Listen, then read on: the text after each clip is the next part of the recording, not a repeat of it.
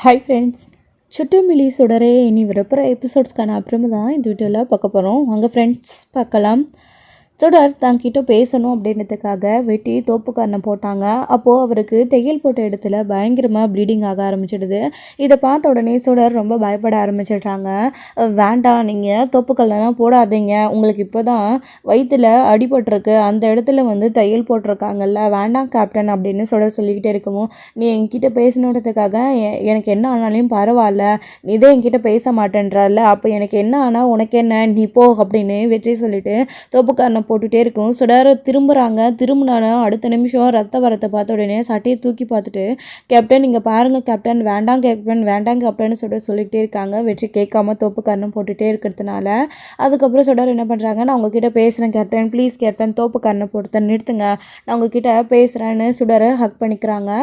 இது வெற்றிக்கு எவ்வளோ சந்தோஷமாக இருக்கும் தெரியுமா? சின்ன வயசுலேருந்து 10 வருஷமாக என்னை பிரிஞ்சு வளர்ந்த என் பிரிஞ்சு குழந்தை, என் பொண்ணு, என் ரத்தம் என் கூட கட்டி அணைச்சிக்கும் போது எனக்கு எவ்வளோ சந்தோஷமாக இருக்குது தெரியுமா?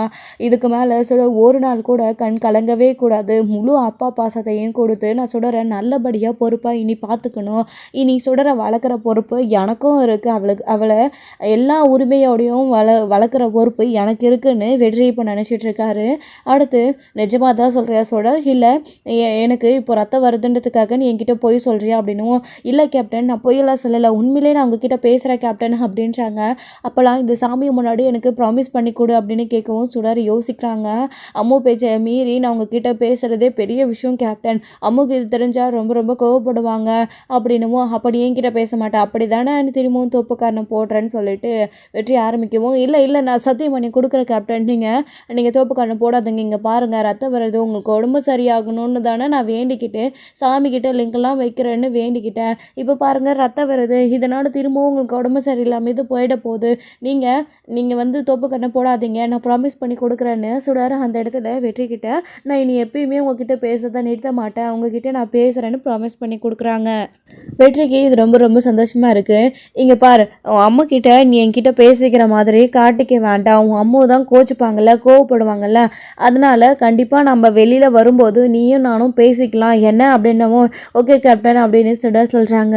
சரி இப்போ நீ வீட்டுக்கு போ அப்படின்னவும், இப்போ எப்படி கேப்டன் உங்களை விட்டுட்டு போகிறது, பாருங்கள் ரத்தம் வருது, வாங்க ஹாஸ்பிட்டல் போகலாம் அப்படின்னுமோ, நான் புலிக்குட்டியை வர சொல்லி நான் பார்த்துக்கிறேன், நீங்கள் போ அப்படின்னுமோ, நீங்கள் முதல்ல அங்கிள் வர சொல்லுங்கள், அங்கிள் வந்ததுக்கப்புறமா நான் போகிறேன் அப்படின்றாங்க. சரின்னு சொல்லிட்டு புலிக்குட்டிக்கு கால் பண்ணுவோம். சொல்லடா வெற்றி அப்படின்னுவோம், புலிக்குட்டி இங்கே பக்கத்தில் இருக்கிற பிள்ளையார் கோயிலுக்கு சீக்கிரம் வரையா அப்படின்னுவோம், என்னடா ஆச்சு அப்படின்னுவோம், நீ வாடா ஹாஸ்பிட்டல் போகணும் அப்படின்னு உடனே, சரி வெற்றி நான் வரேன் வையின்னு ஆட்டோ பிடிச்சி அவர் வேகமாக வராரு. வாங்க கேப்டன் இங்கே உட்காருங்கன்னு சுடர் அவங்களே கூப்பிட்டு போய் ஒரு இடத்துல உட்கார வைக்கிறாங்க. உட்காந்ததுக்கப்புறமா ரத்தம் வரதை பார்த்துட்டு சுடர் அழுதுகிட்டே இருக்காங்க. இப்போ எதுக்காக சுடர் அழுகுறா அப்படின்னும், ஏன் கேப்டன் இப்படிலாம் செய்கிறீங்க, உங்களுக்கு எவ்வளோ வலிக்கும், எவ்வளோ ரத்தம் வருது, நீங்கள் ஏன் கேப்டன் பண்ணீங்கன்னு சுடர் ரொம்ப வருத்தப்பட்டு அழ ஆரம்பிக்கிறாங்க. இங்கே பாரு, நீ அழக்கூடாதுன்னு நான் சொல்கிறேன்ல, நீ என்கிட்ட பேசினதுக்காக தான் நான் அதெல்லாம் செஞ்சேன், நீ இப்படி அழுதுகிட்டே இருந்தால் என்ன அர்த்தம், நீ எப்பயுமே என் முன்னாடி நீ அழவே கூடாது அப்படின்னும் சுடர் அதுக்கப்புறமா கண்ணை தொடச்சிக்கிறாங்க. ஏன் கேப்டன் நீங்கள் திடீர்னு எனக்கு யாரும் இல்லை அனாதன்னு சொன்னீங்க, என்னால் அதை தாங்கிக்கவே முடியல அப்படின்னு சொல்கிறாங்க. உனக்கும் அம்மா மட்டும்தான் இருக்காங்கன்னு நீ சொல்கிறல்ல, அப்போது நான் இருக்கக்கூடாதா, மகேஷ் அங்கிள்னா உன் மேலே நான் பாசமாக இருக்கக்கூடாதா, எனக்குன்னு யாருமே இல்லாத போது நீ தானே என் அப்பா அம்மாவும் கண்டுபிடிங்கன்னு சொன்னேன், எனக்கு ஒரு ஆறுதலாகவும் சப்போர்ட்டிவாக இருந்தேன், என்னை பார்க்காம உன்னால் இருக்க முடியாதுன்னு எனக்கு உடம்பு சரியில்லைனோட சாமிக்கிட்டெல்லாம் வேண்டிக்கிட்டு நீ எனக்காகவும் தான் நிறைய செஞ்சுருக்க, அது மாதிரி தான் இதுவும், ஏன் நான் உன் கூட பேசக்கூடாதா, திடீர்னு அப்படி கேட்டுட்டியே, நீங்கள் ஏன் இதுக்காக என்ன பேசலைன்னா வருத்தப்படுறீங்கன்னு நீ எப்படி கேட்கலாம் சுடர், நீ எப்படி என்னால் எப்படி என்னை பார்க்காம இருக்க முடியாதோ அதே மாதிரி தான் எனக்கும் அப்படின்னு வெற்றி சொல்கிறாரு சுடர்கிட்ட. இதெல்லாம் கேட்டுட்டு சுடருமே சரிங்க அங்கிள் அப்படின்னு சொல்லிடுறாங்க. அதுக்கப்புறமா கொஞ்ச நேரத்துலேயே புலிக்குட்டி வராங்க. சுடர் புலி வந்துட்டால, நான் கிளம்புறேன் நீ போ அப்படின்னவும், சரி பார்த்தேன் கேப்டன் அங்கிள், ஸ்கூலில் பார்க்கலான்னு சொல்லிட்டு சுடர் கிளம்பி போகிறாங்க. வெற்றியை கூப்பிட்டுட்டு புலிக்குட்டி ஹாஸ்பிட்டல் போகிறாங்க. நடந்தது என்னென்னு புலிக்குட்டி கிட்ட வெற்றி சொல்லிக்கிட்டே அதுக்கப்புறம் ஹாஸ்பிட்டலுக்கு போகிறாங்க. இன்னொரு சைடு சுடர் இதை நினச்சி பயந்துட்டே வீட்டுக்கு போகவும், அப்போது இங்கே சுடர் அப்படின்னு அபி கூப்பிட்டுட்டே இருக்காங்க. அம்மு அப்படின்னுவோம், எங்கே போயிருந்த சுடர், நீ ஸ்கூலுக்கு நேரம் ஆகுதுல்ல அப்படின்னுவோம், கோயிலுக்கு போயிருந்தாமோ அப்படின்றாங்க. சொல்லாம கொள்ளாமையே போவ அப்படின்னு பக்கத்தில் இருக்கிற கோயிலுக்கு தான் நம்ம போயிட்டு உடனே வந்துடலான்னு போனோம் அப்படின்னுவோம். சுடர் உடம்பு சரியில்லை அப்படின்றாங்க. என்னாச்சு அம்மோ அப்படின்னுவோம். இது என்னது சுடர் அப்படின்னுவோம். சுடர் பயந்துடுறாங்க. ஏன்னா வெற்றியை ஹக் பண்ணும்போது அவங்களோட சட்டையில் வந்து அந்த பிளட் வந்து ஒட்டிக்கிச்சு. அதை பார்த்துட்டு கேட்குறாங்க, என்ன சுடர் இது அப்படின்னுவோம். அம்மோ அது ஒன்றும் இல்லை, கோயிலுக்கு போகணும்ல, குங்குமம் தெரியாமல் தவறி விழுந்துடுச்சு அம்மோ அப்படின்னுவோம். அது சரி, இது ஈரமாக இருக்குது அப்படின்னுவோம். ஆமாம் அம்மோ, அங்கே ஒருத்தவங்க வேண்டுதல் வச்சுக்கிட்டு ஈரத்துணியோடு வந்தாங்களா, அதுலேருந்து அப்படி ஒட்டிக்கிச்சு அம்மோ அப்படின்னுவோம். சரி போய் முதல்ல யூனிஃபார்ம் சேஞ்ச் பண்ணிவிட்டு ஸ்கூலுக்கு கிளம்புவா, டைம் ஆகுது அப்படின்னுவோம். சரி அம்மா அப்படின்னு சொல்லிட்டு சுடர் வேகமாக போயிட்டு யூனிஃபார்ம் சேஞ்ச் பண்ணிட்டு வந்துடுறாங்க. அந்த ட்ரெஸ்ஸை வந்து துவைக்கிறதுக்காக போட்டுடுறாங்க. அதுக்கப்புறமா அம்முக்கிட்ட நான் வரேன் அம்மு அப்படின்னு சொல்லிட்டு கிளம்புறாங்க சுடர் ஸ்கூலுக்கு. அவங்க போனதுக்கப்புறமா யூனிஃபார்ம், அதாவது ஏற்கனவே போட்டுட்டு இருந்த யூனிஃபார்ம், இந்த ட்ரெஸ்ஸு இதெல்லாம் அபி துவைக்கணும், அவங்களோட ட்ரெஸ் இது எல்லாத்தையும் எடுத்துகிட்டு போய் துவைக்கணுன்றதுக்காக துவைச்சி போட்டுட்ருக்காங்க. அந்த சமயம்னு பார்க்கும்போது சர்ஃப் வேறு தீர்ந்து போச்சு. சரி போய் வாங்கிட்டு வந்துடலான்னு அதுக்கப்புறம் கடையில் வாங்கிட்டு வரதுக்காக அபி போயிட்டுருக்காங்க. சர்ஃபை வாங்கிட்டு திரும்பவும் ரிட்டர்ன் வரும்போது பார்த்தீங்க அப்படின்னா அவரோட அண்ணன் அங்கே நின்றுட்டுருக்காரு. அவரோட அண்ணன் யார் கூட நின்று பேசிகிட்டு இருக்காங்க. ஸோ ஒரு வண்டி வந்து மறைச்சிட்ருக்கு, அது யாருன்னு தெரியல. அதுக்கப்புறமா நான் அப்படியே வந்து வீட்டுக்கு போகலான்னு நேராக வந்துட்டே இருக்காங்க. அண்ணா ஒரு பாட்டுக்கு யாருக்கிட்டே பேசிகிட்டு இருக்காரு. நம்ம பாட்டுக்கு நேராக போயிடலாம் அப்படின்னு சொல்லிட்டு போயிட்டே இருக்கும்போது அந்த வண்டி நவந்து போயிடுது அங்கேருந்து. அப்புறம் பார்த்தா கர்ணாவை பார்த்த உடனே அபி ரொம்ப அதிர்ச்சி ஆகிடுறாங்க. கர்ணாவுடைய அண்ணன் ஆஃபீஸில் அண்ணன் வேலை செய்கிறதுனால ஏதோ விஷயமா பேசிக்கிறாங்க போல இருக்குது. இப்போ நாம் மட்டும் இந்த சமயத்தில் நேராக போனாலும் அண்ணன் எப்படி நம்மளை திரும்பி பார்க்கும், நம்மக்கிட்ட பேசும். கர்ணாவும் நம்மளை பார்த்துட்டானா அதை விட பெரிய பிரச்சனையாயிடும்னு அப்படியே அங்கே ஒளிஞ்சிக்க ஆரம்பிக்கிறாங்க. ஒளிஞ்சிக்கிட்டு கர்ணா போகட்டும், அப்புறமா நம்ம போகலான்னு அங்கேயே ஒளிஞ்சிட்டு இருக்க ஆரம்பிக்கிறாங்க. அவங்க 2 பேரும் ரொம்ப நேரமாக சீரியஸாக பேசிகிட்டே இருக்காங்க கம்பெனி விஷயமா. ஸோ எப்படி வந்து சம்பளம்லாம் உங்களுக்கு ஓகேவா, வேலையெல்லாம் செட் ஆகிடுச்சான்னு கர்ணா கேட்டுகிட்டே இருக்காரு. அதெல்லாம் ஓகே சார், உங்கள் தயவால் இன்றைக்கி நான் வந்து வாழ்ந்துட்டுருக்கேன் அப்படி இப்படியும் அவருடைய அண்ணனும் பேசிகிட்டு இருக்காங்க.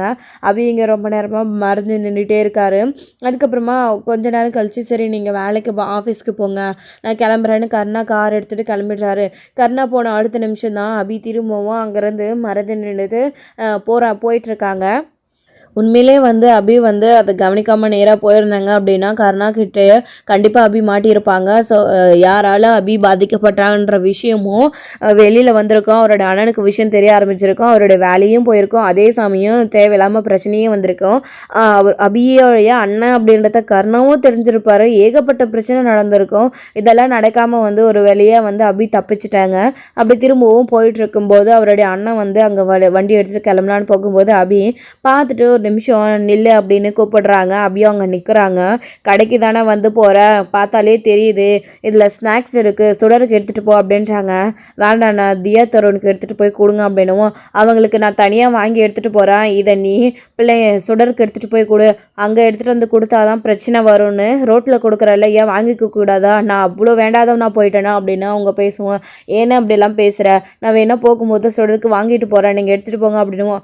ஓஹோ, அப்போ நாங்கள் வாங்கி கொடுத்தா அதை எடுத்துகிட்டு போக மாட்டீங்களா அப்படின்னா, இது எதுக்கு எனக்கு, நான் சுடருக்காக தானே வாங்கினேன், சுடரும் என் பொண்ணுன்னு நினச்சி தானே வாங்கினேன், நீ வேண்டான்னு சொன்னதுக்கப்புறம் என் பிள்ளைங்களுக்கு மட்டும் நான் எப்படி வாங்கிட்டு போய் கொடுப்பேன், அப்படி இதை நான் இங்கேயே தூக்கி போட்டுட்டு போயிடுறேன்னு அவர் அண்ணன் வந்து தூக்கி போடலான்னு நினைக்கிறாரு. ஆனால் வேண்டாண்ணா ஒரு நிமிஷம் அப்படின்னு அபி சொல்கிறாங்க. கொடுண்ணே, இப்போ என்ன சுடருக்கு இதை எடுத்துகிட்டு போய் கொடுக்கணும் அவ்வளோதானே, சரின்னு சொல்லிட்டு அபி அதை எடுத்துகிட்டு போகிறாங்க. அதே மாதிரி தியா தருணுக்கும் நீங்கள் எதுவும் கொடுக்காமல் இருக்கக்கூடாது, ஈவினிங் வரும்போது நீங்கள் ஸ்நாக்ஸ் வாங்கிட்டு தான் வரணும் அப்படின்னு, அதெல்லாம் நான் பார்த்துக்கிறேன்னு சொல்கிறாங்க. சரி நான் வரேன்னு அபி நேராக வீட்டுக்கு கிளம்பி போயிடுறாங்க. அதுக்கப்புறம் அவருடைய அண்ணனும் ஆஃபீஸ்க்கு போயிட்டுருக்காரு. அபி ஏன் இவ்வளோ பிடிவாதமாக இருக்கா, ஒரு வார்த்தை சொன்னால் அதுலேருந்து மீறக்கூடாதுன்னு அபி உறுதியாக இருக்கா அப்படின்னு அவருடைய அண்ணன் நினச்சிக்கிட்டு ஆஃபீஸ்க்கு வேலைக்கு போயிட்டுருக்காருங்க.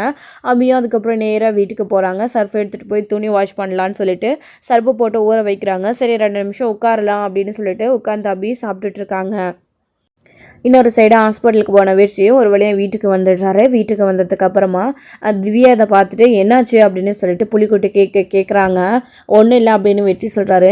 ஏன் இப்படி நடந்துட்டுருக்கா, நல்லா தானே இருந்த வெற்றி ஹாஸ்பிட்டல்லேருந்து வந்து, ஆமாம் நீ எங்கே போகிற, நீ அடிக்கடிக்க வெளியில் போயிடுற, நீ காணாமல் போயிடுற, மகேஷோட சேர்ந்து நேற்று ப்ராஜெக்ட் செய்கிறேன்னு வீட்டுக்கு போயிருந்த, இன்றைக்கி எங்கே போயிருந்த, பாரு ஒரு மாதிரியாக வேற நடந்துட்டு வர, என்ன ஆச்சு, ஏதாச்சும் தையல் போட்ட இடத்துல வலியாக இருக்கா அப்படின்னுவும், ஆமாம் ரத்தம் வந்துடுச்சு அப்படின்னுவும், எப்படி இதாச்சுன்னு கேட்டுட்ருக்காங்க. அதெல்லாம் ஒன்றும் இல்லை, என்னன்னு தெரியல, திடீர்னு ரத்த கசிய ஆரம்பிச்சிடுச்சு, அதான் ஹாஸ்பிட்டல் போய் பார்த்துட்டு வந்தோம் அப்படின்னும். டாக்டர் என்ன சொன்னாங்கன்னு திவ்யா கேட்குறாங்க. டாக்டர் இப்போ எந்த பிரச்சனையும் இல்லை, நோ ப்ராப்ளம்னு சொல்லிட்டாங்க அப்படின்னு உடனே சரின்னு அதுக்கப்புறம் வந்து உள்ளே போய் நல்லா ரெஸ்டட் அப்படின்னு சொல்லிட்டு இருக்காங்க. அதாவது வெற்றி சொல்லிட்டு இருக்காங்க. அவங்க சொன்னதுக்கு அப்புறமா திவ்யா வந்து ஆஃபீஸ் கிளம்புறதுக்காக ரெடி ஆகிட்டு இருக்காங்க. அப்போ பிரபாகரன் வந்து கேஸ் விஷயமா அதாவது ஸ்வேதாவை பார்க்கறதுக்காக அங்கே வந்திருக்காங்க. ஸோ வீட்டில் யாருமே இல்லைன்னு உடனே அமைதியாக அங்கேயே நின்றுட்டுருக்காங்க. திவ்யா உள்ளே வாங்கன்னு கூப்பிடுறாங்க. அவர் தலை நிம்மறது கூட தெரியாது, தலையை கீழே குனிஞ்சிட்டு அமைதியாக நின்றுட்டுருக்காங்க. உங்களை தான் கூப்பிடுறேன், உள்ளே வாங்க வந்து உட்காருங்கன்னு சொல்லிகிட்டே இருக்கவும் அவங்க பாட்டுக்கு தலையை குனிஞ்சிட்டு அமைதியாக வந்து உட்காந்துக்கிறாரு. அக்கா மேலே இருக்காங்க, அண்ணன் வெளியில் போயிருக்காரு, அக்கா வந்துடுவாங்க, நான் போய் நீங்கள் வந்திருக்கீங்கன்னு சொல்கிறேன், வெயிட் பண்ணுங்க அப்படின்னு சொல்லிட்டு திவ்யா அவங்க பாட்டுக்கு மேலே போனாலையும் அவங்கக்கிட்ட ஒரு வார்த்தை கூட அவர் பேசுறது கிடையாது. ஏன்னா அவங்க லவ் பண்ணலன்னு சொன்னதுனால ரொம்பவே ஹர்ட் ஆகிட்டாங்க. அவர் வந்து உண்மையிலே சின்சியராக லவ் பண்ணார். இவங்க வந்து விளையாட்டுக்கு தான் முதல்ல சொன்னாங்க. ஆக்சுவலி அதுக்கு அடுத்தும் கூட இவங்க விளையாட்டுக்கு தான் அப்படி பண்ணிட்டாங்க. அந்த மாதிரி ஒரு தாட்டே அவங்களுக்கு கிடையாது. ஸோ முதல்ல வந்து சொல்லி பார்த்தாங்க. அவங்க அதை விளையாட்டுத்தனமாக நினச்சிக்கிட்டு நான் ஏதோ பொய் சொல்கிறேன் அப்படின்னு பிரபாகரன் நினச்சிக்கிட்டு திரும்ப திரும்ப லவ் பண்ணுறேன்னு அதே தாட்டில் இருந்ததுனால, ஸோ நான் உண்மையிலே ஒருத்தரை சின்சியராக லவ் பண்ணுறேன் அப்படின்னு இந்த தடவையும் அவங்க போய் தான் சொல்லியிருக்காங்க, உண்மையை சொல்ல கிடையாது. அவங்களுக்கு வந்து நல்லா வேலைக்கு போகணும், சம்பாதிச்சு அவங்க அம்மாவை பார்த்துக்கணும் அப்படின்றது தான் அவங்களுடைய ஆசையே. இப்போதைக்கு கல்யாணம் பண்ணிக்கணுன்ற ஐடியாவே அவங்களுக்கு சுத்தமாக கிடையாது. ஸோ அவர் திரும்ப திரும்ப லவ் பண்ணுறேன்னு சொல்லிட்டு டார்ச்சர் பண்ணுறாருன்ற ஒரே காரணத்தினால அப்படி திரும்பவும் அவங்க போய் தான் சொல்லியிருக்காங்க. ஆனால் அவர் உண்மையிலேயே ஹர்ட் ஆகிட்டாரு. இதை நினச்சி திவ்யாவும் இப்போ வருத்தப்பட ஆரம்பிக்கிறாங்க. நம்ம வீட்டுக்கு வந்தால் அவர் எப்படி பேசுவார், இப்போ எப்படி இருக்காரு, நாம் பேசினதுனாலையான்னு நினைக்கிறாங்க. அடுத்து மேலே போய் ஸ்வேதா கிட்ட ராயர் வந்திருக்காருன்னு சொல்கிறாங்க. அதுக்கப்புறம் சரி நீ போ நான் வரேன்னு சொல்லிட்டு அவரும் மேலே இருந்து கீழே வராரு. கீழே வந்து லாயர்கிட்ட வந்து என்ன விஷயம் அப்படின்னு சொல்லிட்டு கேஸ் விஷயமா வந்து நிறைய டிஸ்கஷன் பண்ணிக்கிறாங்க. அது மட்டும் இல்லாமல் பிஸ்னஸ் விஷயமாகவும் டிஸ்கஷன் பண்ணிக்கிறாங்க. அப்படி பண்ணிவிட்டு சரி ஸ்வேதா நான் கிளம்புறேன் அப்படின்றாங்க. நான் முடிச்சுட்டு உங்களுக்கு கால் பண்ணுறேன், இல்லைன்னா நான் இங்கே வரேன் அப்படின்னும். ஓகே பிரபாகரன் சொன்னதுக்கப்புறமா அவர் பாட்டுக்கு வேலையை முடிச்சுட்டு தலை கூட நிமிந்து பார்க்காம நேராக சைலண்ட்டாக அமைதியாக அவர் பாட்டுக்கு போயிடுறாரு.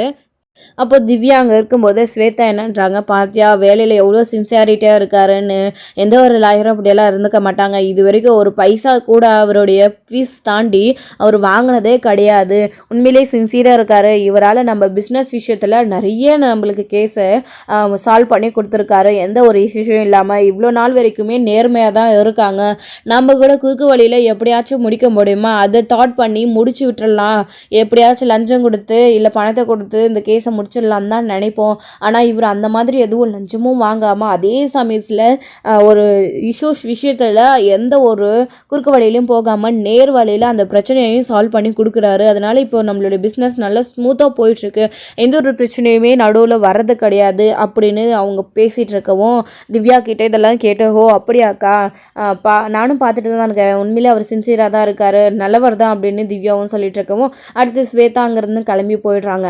திவ்யா வந்து இதை நினச்சி ரொம்ப ரொம்ப இப்போ வருத்தப்படுறாரு. அவ்வளோ நல்லவரை நம்ம மனசை கஷ்டப்படுற மாதிரி பேசிட்டோமா, அவர்கிட்ட நம்ம வேணால் போய் சாரி கேட்டலாமா, நம்ம அப்படி சாரி கேட்டோம் அப்படின்னா நமக்கு யாரும் இல்லை, நம்ம யாரும் லவ் பண்ணுற விஷயம் அவருக்கு தெரிஞ்சிடுமே, அப்புறம் வந்து அவர் நம்ம டார்ச்சர் பண்ண ஆரம்பிச்சிடுவார், என்ன பண்ணுறது அப்படின்னும்.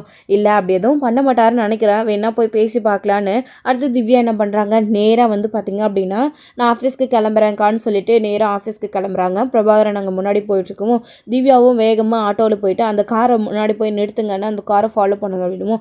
ஏமா அந்த காருக்கும் என் ஆட்டோவுக்கும் ஈடு ஆகுமாம்மா, எப்படிமா நான் ஃபாலோ பண்ணுறது அப்படின்னுவோம். சார் ப்ளீஸ் சார் போங்க சார், அவரை மிஸ் பண்ணிடாதீங்க போங்க அப்படின்னு இருக்காங்க. ஆக்சுவலி இவங்க வந்து கால் பண்ணுறதுக்கு மறந்துடுறாங்க. ஸோ நேர்லேயே பார்த்து பேசலான்னு சொல்லிட்டு வேகமாக போயிட்டே இருக்காங்க. அதுக்கடுத்து வந்து ஒரு வழியாக அந்த ஆட்டோலேருந்து டிராஃபிக் முன்னாடி வண்டி வந்ததுனால அவர் ஸ்லோவான உடனே முன்னாடி போய் அங்கே காரை நிறுத்துங்க அப்படின்னு சொல்லிடுறாங்க. ஆட்டோ நிறுத்தின உடனே வண்டியை நிறுத்துங்க அப்படின்றாங்க. ஆட்டோவுக்கு பணம் கொடுத்துட்டு நீங்கள் போங்க சார்ன்னு சொல்லிட்டு கிளம்பி அனுப்பிடுறாங்க. ஒரு நிமிஷம் உங்ககிட்ட பேசணும் அப்படின்றாங்க. ஏன் கிட்டியா என்ன பேசணும், ஏதாச்சும் கேஸ் விஷயமா பேச சொல்லி அனுப்பியிருக்கிறாங்களா, அது அவங்க நேர்லேயே சொல்லியிருக்கலாம்ல, ஃபோன் பண்ணி சொல்லியிருக்கலாம்ல, சீக்கிரம் சொல்லுங்கள் எனக்கு டைம் ஆகுது நான் கிளம்பணும் அப்படின்னுமோ. இப்படியெல்லாம் உங்கள் மூஞ்சை வச்சுக்காதீங்க, உங்கள் மூஞ்சை இப்படி வச்சுக்கிட்டா அது சரியில்லை அப்படின்றாங்க. என் மூஞ்சி தானுங்க, எப்படி இருந்தால் உங்களுக்கு என்ன வந்துச்சு, நான் எப்படியோ ஒன்று வச்சுட்டு போகிறேன் விடுங்க அப்படின்னு பேசுவோம். சார் நான் பேசுனதுனால தான் நீங்கள் இந்த அவங்க ஹர்ட் ஆகிருக்கீங்கன்றது எனக்கு நல்லா புரியுது, ஆனால் நான் உங்ககிட்ட சாரி கேட்கணும் தான் வந்தேன் அப்படின்னுவோம். நீங்கள் எதுக்குங்க என்கிட்ட ஏன் சாரி கேட்கணும், நான் தானே உங்கள் பின்னாடி சொல்லி விட்டுட்டே வந்தேன், நான் தானே சாரி கேட்கணும் அப்படின்னு பிரபாகரன் சொல்லுவோம். அதெல்லாம் ஒன்றும் இல்லை, நான் உங்களுக்கு எடுத்து சொல்லி புரிய வச்சேன், ஓகே தான், ஆனால் வந்து நான் உங்ககிட்ட போய் சொல்லிட்டேன் அப்படின்னுவோம். என்ன சொல்கிறீங்க நீங்கன்னு பிரபாகரன் கேட்குறாரு. நான் உண்மையை சொல்லிடுறேன், ஆனால் அதுக்கப்புறம் நீங்கள் என்னை டிஸ்டர்ப் பண்ணக்கூடாது அப்படின்னுவும். சரி சொல்லுங்கன்னு பிரபாகரன் சொல்கிறாரு. நான் முதல்ல போய் சொல்கிறேன்னு லவ் பண்ணுறேன்னு சொன்னதும் போய் தான். அடுத்து வந்து நான் ஒருத்தர் சின்சியராக ஒன் சைடாக லவ் பண்ணுறா, அவருடைய முடிவுக்காக வெயிட் பண்ணுறேன்னு சொன்னதும் போய் தான். நான் வந்து இப்போது லவ் பண்ணுற எண்ணத்துலையோ கல்யாணம் பண்ணிக்கிற எண்ணத்துலையோ கிடையாது. நான் நல்லா வேலைக்கு போகணும், சம்பாதிக்கணும், என் அம்மாவை பார்த்துக்கணும் அப்படின்றது தான் என்னுடைய ஆசையே. எனக்குன்னு என் அம்மா மட்டும்தான் இருக்காங்க, வேறு எந்த ஒரு ஆசையுமே எனக்கு கிடையாது. கர்ணன் என்ன கஷ்டப்பட்டு படிக்க வச்சுருக்காரு, அதுக்கெல்லாம் நான் எப்படி நன்றி கடன் தீர்க்க போகிறேன்னே தெரியல. அதனால தான் அவர் தான் எனக்கு மாப்பிள்ளை பார்த்து கல்யாணம் பண்ணி வைக்கணும்னு அம்மாவும் ஆசைப்படுறாங்க. அது மட்டும் இல்லாமல் இப்போதைக்கு எனக்கு கல்யாணம் பண்ணுற ஐடியாவே கிடையாது. கர்ணன் அந்த விஷயத்தை பற்றி என்கிட்ட கேட்கும்போது கூட இன்ட்ரெஸ்ட் இல்லைன்னு சொல்லிட்டு என் பாட்டுக்கு நான் என் வேலையை பார்த்துட்ருக்கேன். இதில் தேவையில்லாமல் ஆசையை வளர்த்துக்கிட்டு நீங்கள் இப்படி லவ் பண்ணுறேன்னு சொல்லிட்டு இந்த மாதிரி நடந்துகிட்டு இருக்கீங்க அப்படின்னு தான் முதல்ல உங்ககிட்ட சாதகமாக சொல்லி பார்த்தேன். நீங்கள் கேட்கல. உண்மையிலே இந்த மாதிரி சின்சியராக ஏதாச்சும் முடிவெடுத்துருவீங்கன்னு தான் உங்ககிட்ட நான் அந்த மாதிரி பேசினேன். நான் எது நடக்கக்கூடாதுன்னு பயந்து உங்ககிட்ட பேசணும். ஆனால் அதை தாண்டி நீ அந்த கொஞ்ச நாள்லேயே நீங்கள் நிறைய நம்பிக்கை வச்சுட்டு இருந்திருக்கீங்க. உங்களோட ஆசை நிராகரிசி ஆகும்போது உங்களோட முகமே ஒரு மாதிரியாக இருக்குது. ப்ளீஸ் நான் உண்மையை சொல்லிட்டேன், இதுக்கப்புறம் ஹர்ட் ஆகாதீங்க. எனக்கு கஷ்டமாக இருக்குது. பழையபடி நீங்கள் என்கிட்ட ஃப்ரெண்டாக எவ்வளோ வேணாலும் பேசலாம், நானும் உங்ககிட்ட பேசுவேன். நீங்கள் இந்த மாதிரிலாம் மூஞ்சி முகத்தை வச்சிட்டு இருக்காதீங்க, பார்க்கவே நல்லா இல்லை அப்படின்னு சொல்லவும், ஓ சரிங்க உண்மையை சொல்லிட்டீங்கல்ல, சரி நான் பார்த்துக்கிறேன். உங்கள் மேலே இன்ட்ரெஸ்ட் இல்லை, நீங்கள் என் மேலே இன்ட்ரெஸ்ட் இல்லைன்னு சொன்னதுக்கப்புறமும் நான் எப்படி உங்களை டிஸ்டர்ப் பண்ணுவேன், பரவாயில்லைங்க இட்ஸ் ஓகே அப்படின்னு சொல்லிவிட்டு அவர் பாட்டுக்கு திரும்பவும் போயிட்டாரு. இவ்வளோ தூரம் எடுத்து சொல்லியும் அவர் அதே மைண்ட் செட்டில் தான் இருக்கார் போல இருக்கே. என்ன பண்ணுறதுன்னு திவ்யா தெரியாமல் அடுத்து அங்கேயே அந்த இடத்துலேயே அப்படியே அவர் கிளம்பிடுறாரு திவ்யா விட்டுட்டு. இப்போ அவங்க பாட்டுக்கு அவங்க வேலைக்கு போகணும்னு நடந்து போயிட்டுருக்காங்க. ஸோ இன்னொரு சைடு இங்கே அபி வந்து அதுக்கப்புறம் துணியை துவைக்கணும்னு போகும்போது சுடருடைய துணியை துவைக்கிறாங்க. அந்த பிளட் கரை வந்து போகிறதே இல்லை. குங்குமம்னு சொன்னா சுடர் இது ஏன் போகவே மாட்டேன்னு அபியும் தேய்ச்சி பார்க்குறாங்க. அது போகிறதே இல்லை, அப்படியே கரையாக இருக்குது. சுடர்கிட்ட இதை பற்றி பேசணும் அப்படின்னு அபியும் நினச்சிட்ருக்காங்க. அதே மாதிரி தான் ஈவினிங் ஸ்கூல் முடிஞ்சு சுடர் வீட்டுக்கு வராங்க. அப்படி துவைச்ச துணியை உட்காந்து மடிச்சிட்ருக்காங்க. சுடர் ஏதாச்சும் சாப்பிட்றியான்னு கேட்கும்போது வேண்டாமோ அப்படின்னு சொல்லிடுறாங்க. ஸோ சுடர் உங்ககிட்ட காலையிலே கேட்கணும்னு நினச்சேன், அது விபூதின்னு சொல்லிட்டேன், ஆனால் துணி துவைக்கும் போது அது போகவே இல்லையே, என்ன சுடர் அது விபூதியா இல்லை வேறு ஏதாச்சும்னு கேட்கும்போது சுடர் திறன்னு முடிக்க ஆரம்பிக்கிறாங்க. ஸோ அதோடு இந்த எபிசோடு வந்து முடிச்சிருக்காங்க. அடுத்தடுத்த எபிசோடில் இனி என்ன நடக்க போகுது, சுடர் உண்மையை சொல்ல போகிறாங்களா, இது இல்லை அப்படியே மூடி மடைக்க போகிறாங்களா? சுடருக்கு அவங்க அம்மா எப்படி முக்கியமோ அம்மானு தெரிஞ்சதுனால, அதே சமயம் கேப்டனாக அப்பான்ற பாசம் சுடரோட மனசுக்குள்ளே இருக்கிறதுனால தான் வெற்றிக்கிட்டையும் பேசாமல் இருக்க முடியல. ஸோ என்ன நடக்க போகுது, இந்த விஷயத்த சுடர் மறைச்சா அடுத்து என்ன ஆக போகுதுன்றதை வெயிட் பண்ணி நெக்ஸ்ட் வீடியோவில் பார்க்கலாம். ஃப்ரெண்ட்ஸ் இந்த வீடியோ உங்களுக்கு பிடிச்சிருந்தா லைக் பண்ணுங்கள், ஷேர் பண்ணுங்கள், கமெண்ட் பண்ணுங்கள்.